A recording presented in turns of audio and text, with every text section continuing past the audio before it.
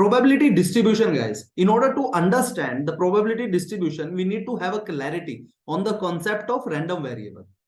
And I'm assuming that from the last video, you understood what is random variable and what are the different types of random variable we have, including discrete and continuous. Now let's understand what is probability distribution, guys. Now we will understand this using two examples. First one will be more generic. You will find in every statistical book or any YouTube video related to the probability distribution. The second will be more realistic and the data will be from real world. Okay, and then we will look at the official definition of probability distribution, guys. Now let's get started. So the first experiment or first example we are going to see, that is, let's understand we have an experiment in which we are flipping a coin twice, right?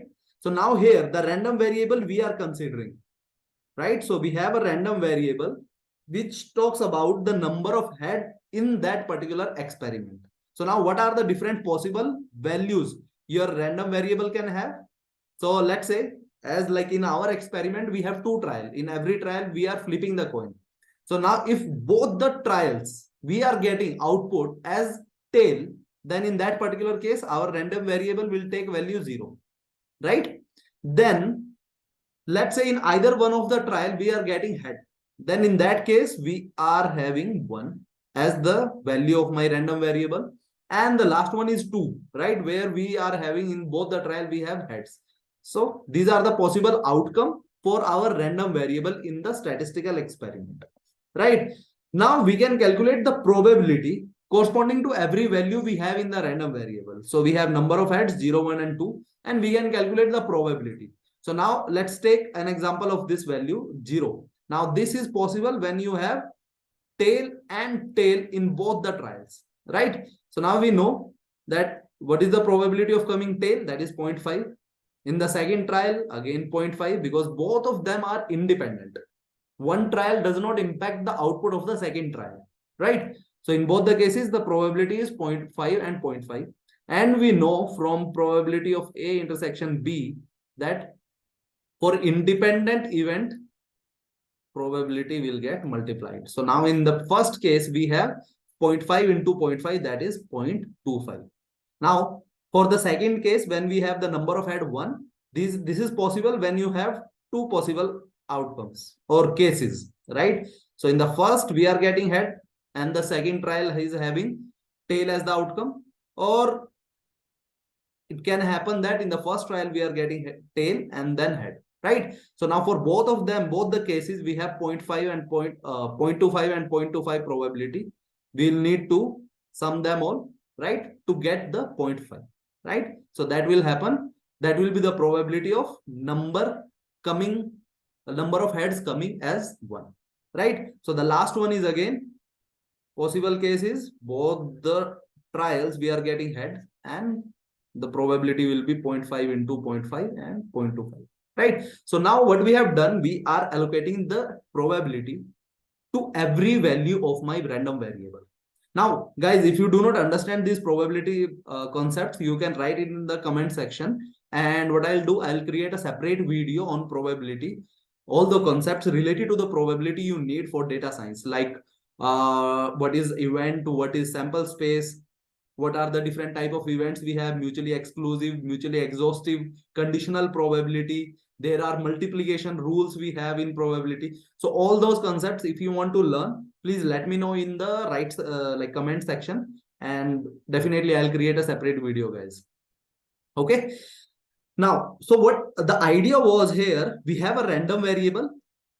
It will take some values, right? And we are allocating the probability, or we are assigning the probability to every individual value of your random variable. Now, this particular table which we have created, we call it as probability distribution.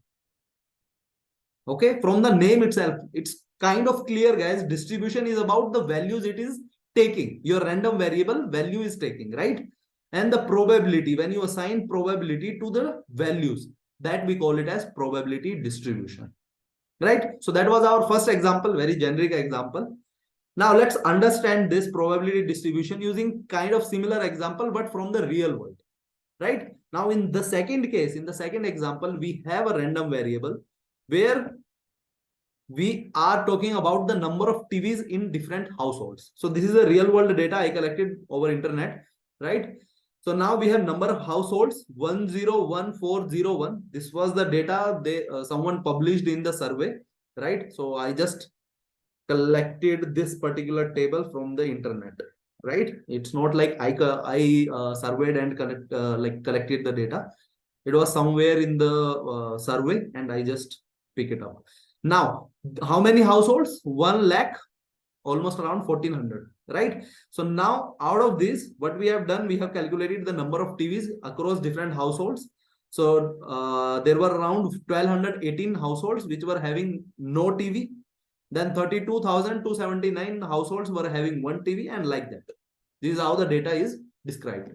Now in this particular case, again, we can calculate the probability, right? So corresponding to every value of your random variable, you can calculate the probability. Now in the first case, when you have the number of TV as 0, if you need to find out what is the probability of a randomly picked household will have number of TV 0. What is the probability? How can you calculate it? Just go to the basics of probability, guys. And that is probability is equal to number of favorable outcomes divided by total number of outcomes, right? So this is the basic definition of probability. That's how you calculate. Now in this particular case, what will be the value? It will be 1218 divided by total number of households, that is 0, 1, right? So if you calculate this, you will get the value, whatever 0.012 something it will come. Similarly, for the random variable taking value 1, so probability of randomly picking household will have number of TV as 1.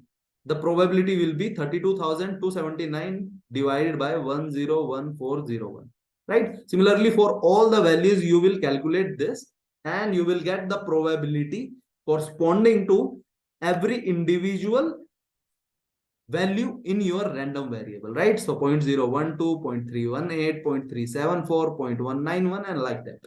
So what we have done, again, this table, we call it as probability distribution,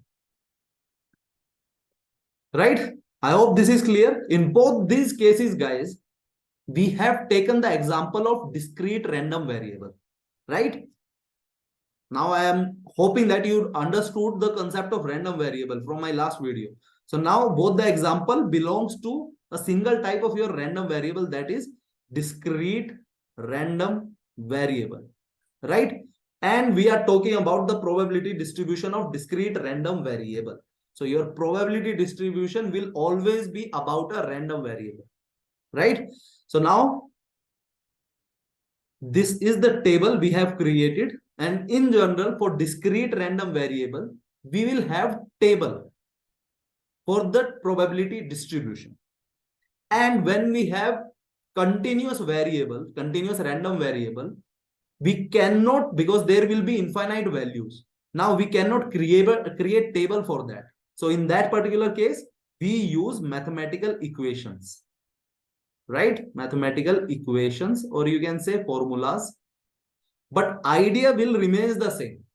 To calculate the probability for your values having in your random variable, right? Idea will remain the same. Now, so let's look at the official definition of the probability distribution. So now the official definition we are going to cover for probability distribution is like probability distribution specifies the probability or likelihood of for a random variable to assume a particular value, right? So idea is you have a random variable, it will take some values and you are calculating probability for those values. That's your probability distribution, right? So now that probability distribution can be in the term of table, like we have already seen in these two examples, or it can be an equation.